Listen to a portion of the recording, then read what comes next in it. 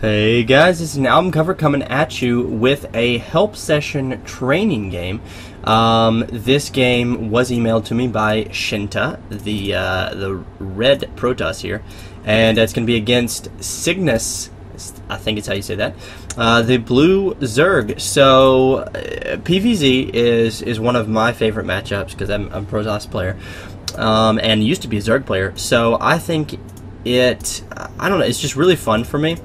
And like I said, this email was sent to me by Shinta, and he said, "Hey, you know, I feel like a lot of players are having trouble with like Blink Stalker aggression. If you followed any tournaments, Nazgul has got a pretty incredible Blink Stalker build that definitely helped him in recent tournaments, and it was." MLG, I think Dallas is where Idra lost pretty badly to Blink Stalker play. Correct me if I'm wrong in the comments, but I think that's what it is.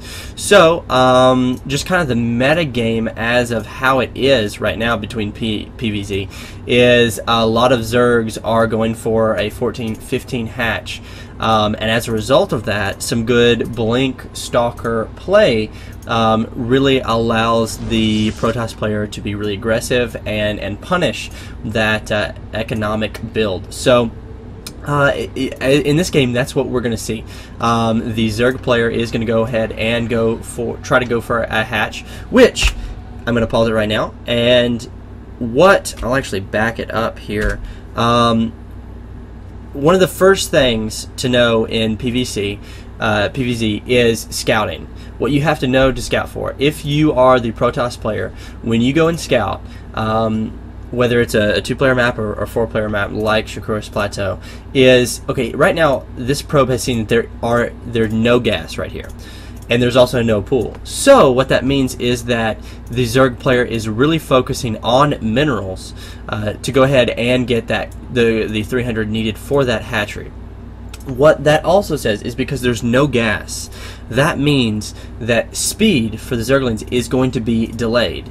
And as I unpause it now, that is really important as far as whether Blink Stalkers are going to be successful or not.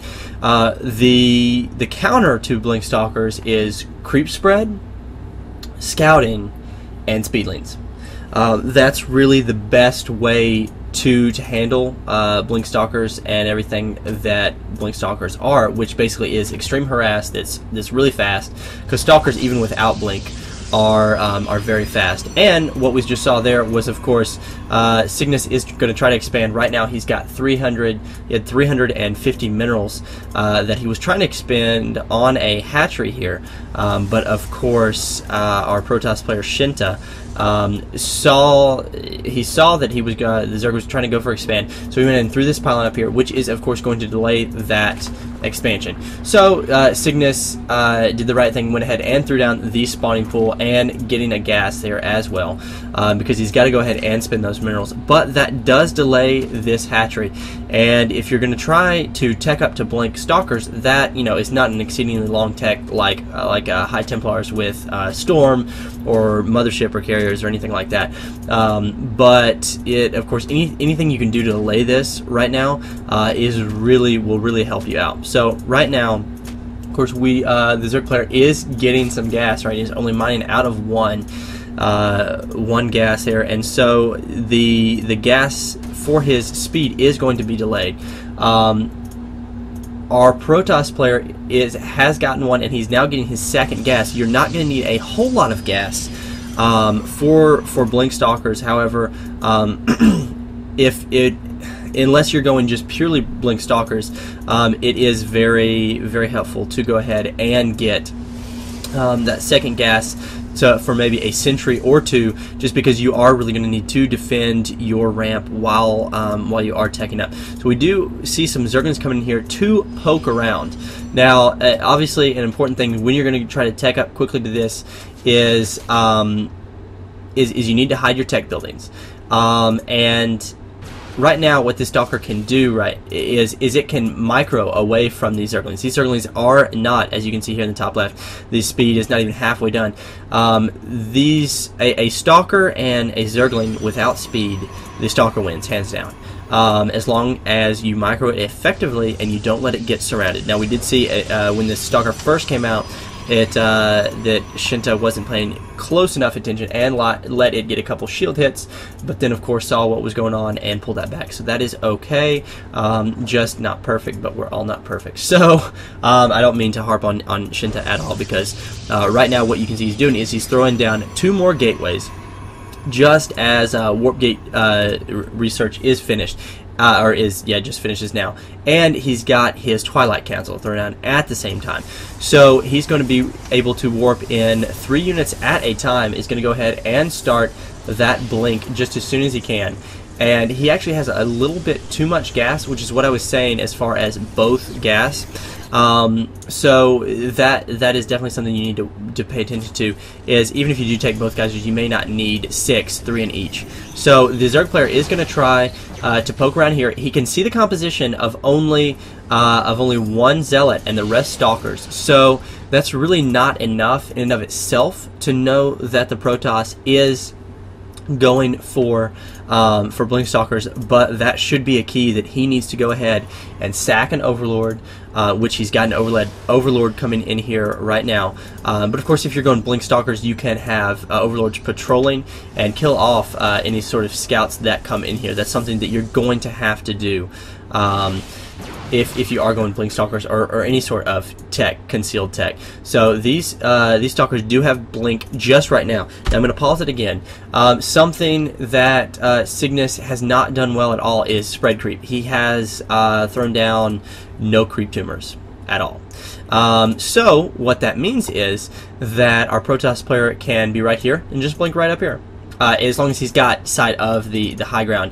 But if he let's say this, he's got extra gas. So one thing that he could do is get a sentry, and which a sentry is 100 gas, and he can also research hallucination. This is just one way to do it.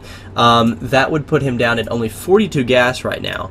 And hallucination would allow him to get sight of this high ground and really just completely abuse this.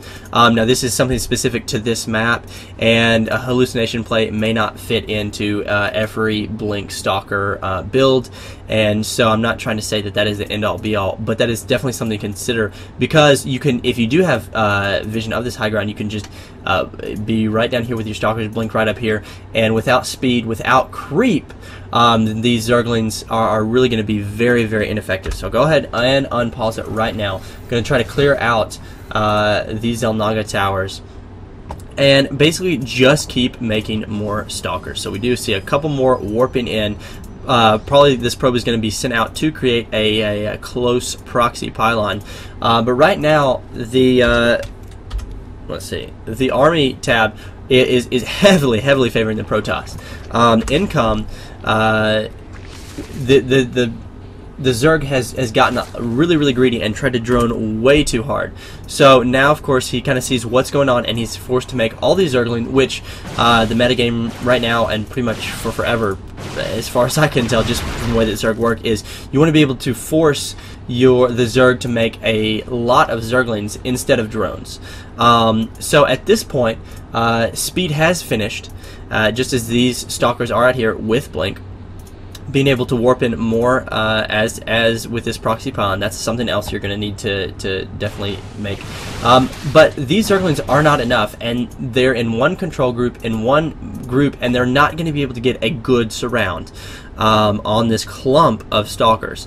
So that's really something else that plays a huge part in exactly in defending against Blink Stalkers, because what these Stalkers are going to do is basically whenever they're hurt, they're just going to blink back to the back. And these are not nearly enough Zerglings to be able to handle this, and it's just not good. A couple more spine colors. If actually you could have engaged, if the Zerg had engaged here at the ramp, and then when you blinked, pulled back, so that all of his Zerglings did not die immediately, and could have tried to hold him close to these spine crawlers, that would have been good. And of course, if there was creep spread out here, then, and of course right here, then the Zerglings would of course have been a lot quicker and would have been able to get a much better surround. So the Zerg is going to respond with a Hydralisk Den, with Aspire already out, forced to pull off drones here at this point.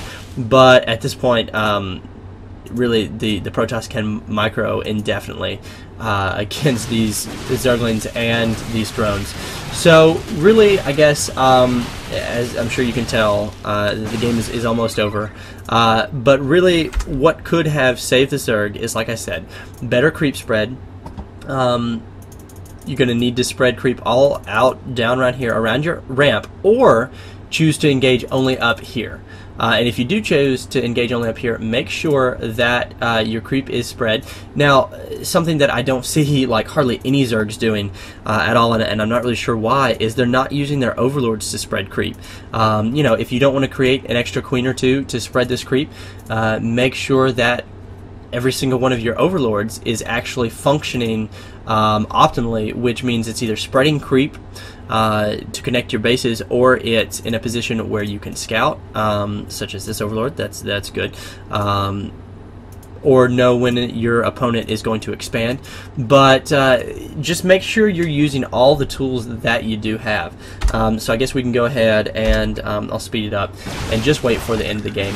But I hope that this video has helped you a little bit with kind of dealing with blink stalkers, and even how to do them a little bit, because like I said, you are going to want to conceal your tech and make sure that and doesn't even give a just G. So it was a game, or it was good, I don't know.